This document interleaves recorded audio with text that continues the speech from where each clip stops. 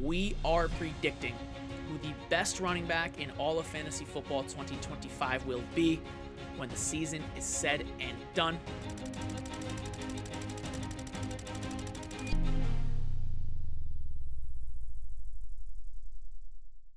The reason it's so important to identify these contenders and place our bets on who the best running back will be is because, in my opinion, drafting that player, drafting the RB1 overall, is simply the easiest way, the fastest way to win your leagues. If I take you back to 2023, we had young man Christian McCaffrey with 391 total fantasy points, guys. That is over 100 points more on the season than RB2, Breece Hall, who had 290. Now, on a per-game basis, almost 2 fantasy points per game. That is massive. Doesn't sound like a lot. It's absolutely massive. There was no running back that you could line up across from Christian McCaffrey and feel confident doing so. Unbelievable, okay? So when we look at 2025, we're going to go through these contenders, some guys who can do it, some dark horse candidates a little later on. And drafting this player and hitting on this player as the best running back in fantasy, guys, it's going to put you at a major advantage. So let's begin with our obvious RB1 overall contenders. Some guys who really it's within their range, really a legitimate ceiling to do this. And it is Christian McCaffrey, Saquon Barkley, Bijan Robinson, and Jahmyr Gibbs. I'm going to get those guys out of the way first, those 4 players out of the way first, because they are obvious. 3 of the 4 of those, if not all 4 of them, are going in the first round. To even, begin to dive in into minute detail on every single one of these guys would be a bit of a waste of time. I will say, though, there are a couple notes that I want to discuss. All right, so only 2 of the last 12 RB touch leaders have finished top 12 amongst RBs the next season. So what do I mean by that, okay? Let me take you through the running backs who led the position in touches and where they finished the following year, okay? So in 2012, Arian Foster. 2012, okay? Yes, that 2012, like over 20 years ago. Arian Foster was the RB touch leader. He finished RB48 the following season, okay? That same season, he finished RB48. LaShawn McCoy was the RB touch leader, and miraculously, he finished RB12 the following season. He is only one of 2 players on this list to do that, okay? DeMarco Murray, I'll just start reading up the list. The year after leading the league in touches, RB15. And here's where it starts to get sketchy. I believe it was Adrian Peterson, RB123. David Johnson, RB112. Le'Veon Bell didn't play football, RB not applicable. Then you had Zeke with the best finish on this list at RB3, the year after leading in touches. You had McCaffrey, RB53. Derrick Henry, RB21. Najee Harris, RB14. Josh Jacobs, RB28. And then last season, Christian McCaffrey, after that great season we just talked about where he led the position in touches, finished RB68. Now, the reason this is relevant is because Saquon Barkley led the position last year in touches. Saquon Barkley is also older than the prime output for fantasy football historically for running backs. So there are a lot of risks with Saquon Barkley. It's why he's not my RB1 in this draft. A guy we're going to talk about in a second is. And it's why he's not my 101. Okay? So if you want to ignore those things, like some of you did last year for McCaffrey, who was your blind 101, okay? If you want to do those things and ignore those things, you're just putting yourself at a disadvantage. Am I saying that Barkley is completely off your fantasy football draft board? No. But what I'm saying is that, like, at the 101, you shouldn't just close your eyes and slam select Barkley. That's just not a winning strategy, in my opinion, okay? Now, again, you can, off vibes alone, off literal vibes alone, you can choose to do that, but I'm just telling you, it is not the most wise thing to do. With that being said, he is absolutely within the type of running back here who's going to have that RB1 overall ceiling, obviously. Every single guy on the list I just mentioned did as well, though. So, okay, moving on real quick to a note about Jahmyr Gibbs. No running back has repeated as the PPR RB1 back-to-back seasons, okay, for 20 years, for around 20 years. I believe it was Marshall Faulk and Priest Holmes in the early 2000s. Those were the last 2 guys to repeat as PPR RB1. Now, last year, Jahmyr Gibbs was the PPR RB1 on the entire season if you include Week 18. If you don't include Week 18, Weeks 1 through 17, it's just another argument, quote, against Barkley, as he was the PPR RB1 overall. So, depends how you stack it. Now, for historical significance, that stat I am giving, where no RB has repeated, I am referring to the entire season, Weeks 1 through 18.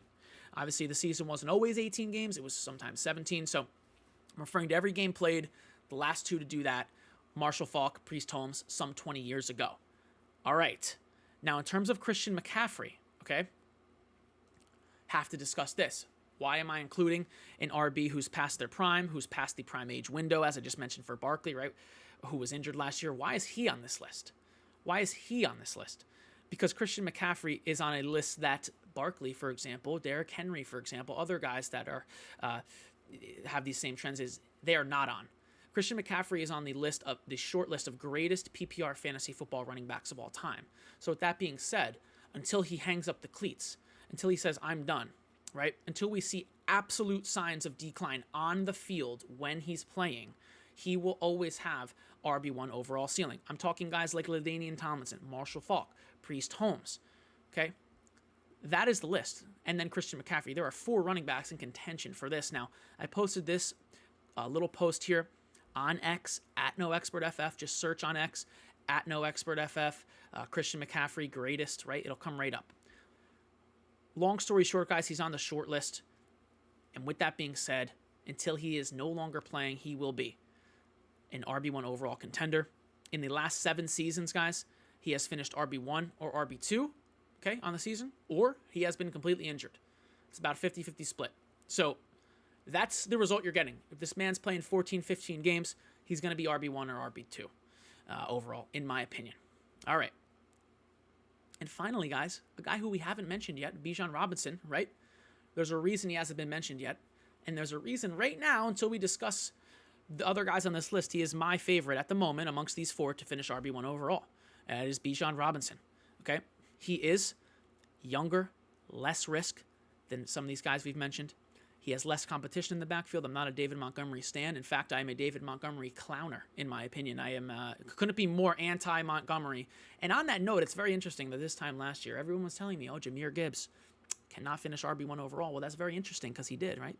So where's the Montgomery hive now? But I digress. So with Bijan, prime age window, couple years of experience in the NFL, improving offense, good offensive line, goal line, receiving, everything. Not worried about Algier. To finish the season last year, really the last month or two, Bijan was the best running back.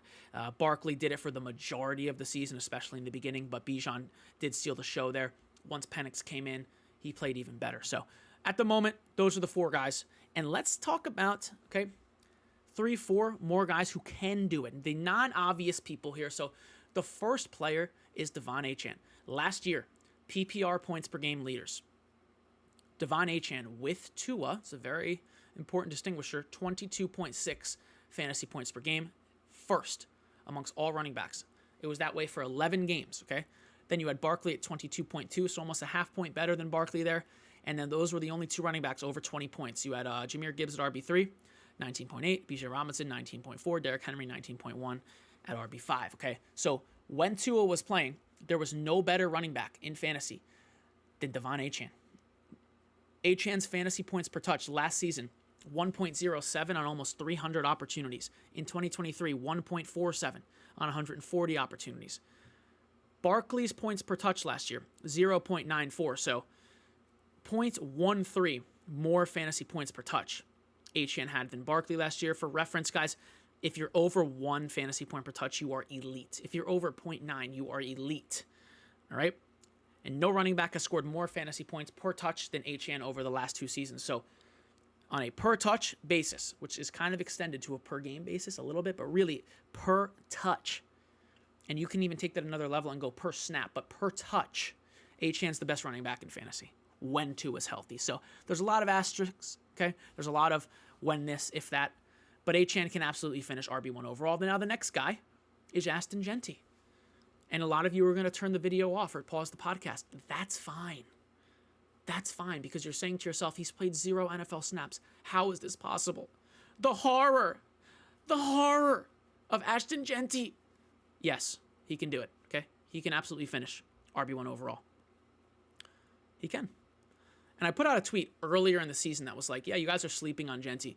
Ashton Jeanty's not a sleeper. Are you crazy? Not what I meant. Literally not what I meant. Ashton Jeanty's going there first. He's not a sleeper. Not what I meant at all. What I meant is he can finish RB1 overall. So the same people screaming at me. Literally, I ruined their day because I said we're sleeping on Jeanty. Those same people don't have him as having a ceiling of RB1 overall. So again, just interesting, right, how that plays out. But anyway, their argument, most likely, is that he's played 0 NFL snaps.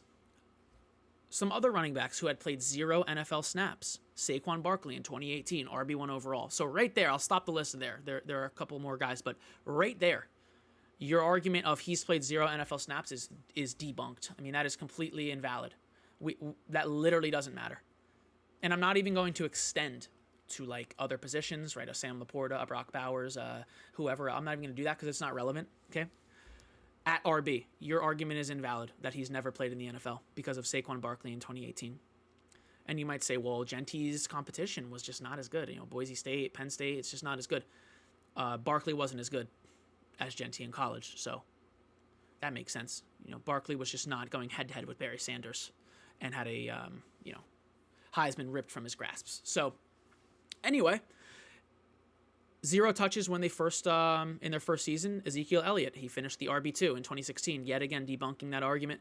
Najee Harris in 2021, who is amongst these 4 running backs I'm talking about right now, is by far the least talented, finished RB3 in 2021. It was only 3 seasons ago.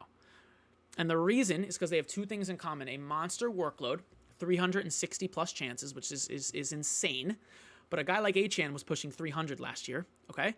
And they have elite talent. And I know I just pooped on Najee a little bit there. But, yeah, he was good as a rookie coming in. He was much better than he is now. But, again, just not on the same level as a generational prospect like the guys like Saquon, Jeanty, right? But Najee was a good running back, elite at the time. Not anymore. But yes, Jeanty's closest comps, guys, in NFL history from a production standpoint. So I'm talking just box score here, not necessarily play style, underlying metrics, box score.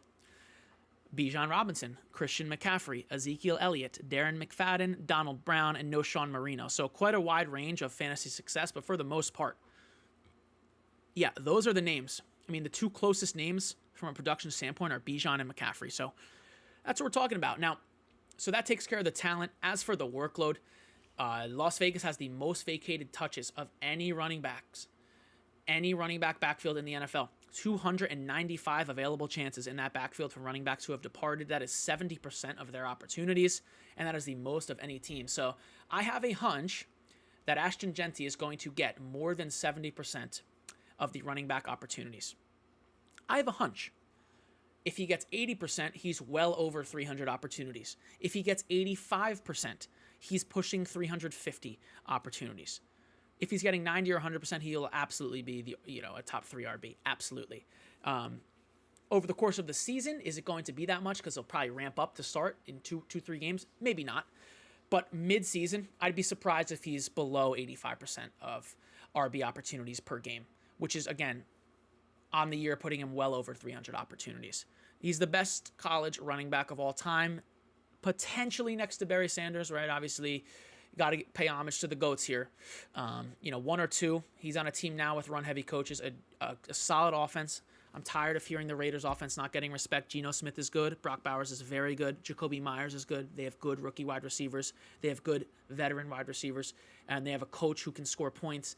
And now they have Ashton Jeanty. And they play in a division that scores points. The Chargers, the Broncos, the Chiefs, a little less the past couple years. But yeah, we're all over Jeanty. We're all over him. And you can either, by the way, you can be in one camp. I'm going back to this. You can be in the camp that Jeanty is a star with RB1 overall ceiling, or you can be in the camp that he's being overlooked. I am in the first camp. And if you are in the second camp, I forgot what I'm saying. But yeah, moral of the story is, guys, RB1 overall ceiling. All right.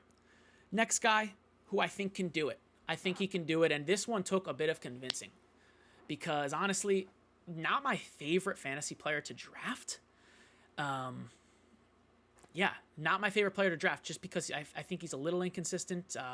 I don't like the off-the-field attitude stuff. It just bothers me. It makes me worried for my team. Just causes me some stress. And I never seem to get him right. I always draft him the wrong years. But, yeah, it's Josh Jacobs. Last year, weeks 5 through 15. So take the first month of the season out because he was adjusting to the new team, potentially, whatever it was. But, yeah, only Saquon Barkley was better. 21 points per game for Barkley and Jacobs 20.7. Weeks 5 through 15. I mean, that is the majority of the season. He pushed for 350 touches in his first season in Green Bay. Honestly, I plan for that to be at least 300 this year. They're probably going to deploy him the exact same way. They made no major RB depth chart changes, and the offense is very good. All right, so Josh Jacobs can absolutely do it, you guys. Absolutely. Before we get to the dark horse candidates, there is one more name that I want to talk about who can definitely do it as well, and that is Jonathan Taylor. His fantasy points per game rank in the last 5 seasons: RB7, RB12, RB18, RB2, and RB10. So he has been a top 12 running back in fantasy points per game 4 of the last 5 seasons. That is a true RB1 on a per touch basis. True RB1. I mean, he is the CEO of per touch. He's like the per touch king here. All right. Other than Achan, but he's only played a full season 1 time.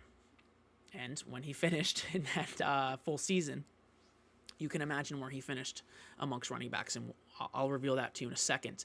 But last year, playoff league winner, week 16 through 18, as I mentioned, he was basically the best running back in fantasy.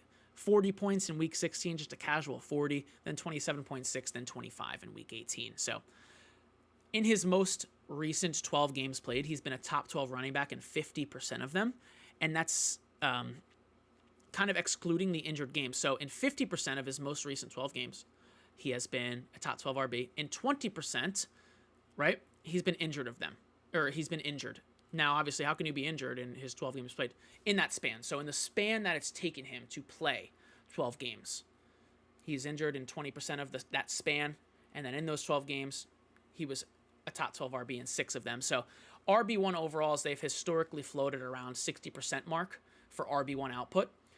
And if he was a top 12 RB in 50% of the games, and say we applied that probability to the injured games, he's pushing that 60% mark. So he simply needs to stay healthy. And the only time, as I said before, that JT's played 16 plus games, you already know where he finished 2021 RB1 overall. So here's what I'm kind of talking about. Maybe it's a bit more easier to understand visually. For those of you guys listening, sorry, but on YouTube, just search NOEXPERT on YouTube. So he had 12 active games between week 3, 2024 to week 18, 2024. So it's basically the last season starting at week 3. In that span, he had 12 games that were active. He missed weeks 5, 6, 7, and 14. So there's your inactive in 20% of them. And yeah, there's your RB1, 50% of those games. It was kind of the beginning of the season, then the end. So again, he plays 16 plus. He can do it. Now, let's discuss 3 dark horse candidates I think can do it, and a bonus 4th one who I don't have written down, but I do believe can. Now, the first dark horse RB1 overall candidate is Ken Walker. He was the RB2 in all of fantasy last year behind Henry to start the season. First 2 months of the season, weeks 1 through 7, he was RB2. He is injured all the time. So if he were to stay healthy, keep that pace up, he can absolutely do it. A true dark horse here, and again, emphasizing that these outcomes are unlikely, but just giving you some names here. Quinshon Judkins. If he sees 300 plus opportunities and that offense for the Browns is anywhere near middle of the pack and not like bottom 3, Judkins can absolutely do it. He is talented enough to do it. He could be pushing for a first-round draft status next year. Really just depends how much work they give him and how good the offense is. Next guy, second to last guy, is Travis Etienne. Sorry, not sorry. If he sees 300 plus Liam Cohen opportunities in that new offense, okay, he's going to be pushing for RB1 overall. He was the 2023 RB2 overall behind only McCaffrey. I mentioned at the beginning of the video, Breece Hall on that 1 to 18 week scale was RB2. Weeks 1 through 17, it was Travis Etienne behind McCaffrey. If he gets the Bucky Irving looks that Liam Cohen in practice right now is saying he's going to get, those touches in space, the lead workload that Liam Cohen is saying he's going to get, he can absolutely finish top 3 RB and has that RB1 ceiling. And finally, guys, a bonus name, real quick, a bonus name is going to be Chase Brown. So for those of you watching on YouTube, nothing left to look at on the screen besides this high-def picture of Ken Walker. He's a unit, but it is Chase Brown. Absolutely. I think the Bengals offense is going to be the best offense in the league this year. I don't know who's coming close. Obviously, the Lions are always a contender, but with Ben Johnson gone, I think they regress a little bit. I think the Bengals, Joe Burrow, MVP candidate, Higgins healthy, Chase healthy, everyone paid. And if Chase Brown is the lead running back, gets like that Joe Mixon workload for the Bengals, he can absolutely be absolutely be the RB1 overall if he's seeing 22, 23 opportunities per game. Real quick, guys, head over to joeoricoff.com or NOEXPERTFantasyFootball.com. They take you to the same place. It's where I've began to post all of my articles, all of my threads, all my advanced analysis is here, guys. Simply great stuff happening over here. Click on any of the articles to read more bonus in-depth facts. Click Win Your League up here. You can join the Discord, get a custom draft guide, top 300 rankings from me, tiered with player notes, lineup optimization, trade calculator, waiver targets, everything Dynasty from rebuilds to in-season, everything you need, guys. Link in bio. NOEXPERTFantasyFootball.com. That's going to do it for today.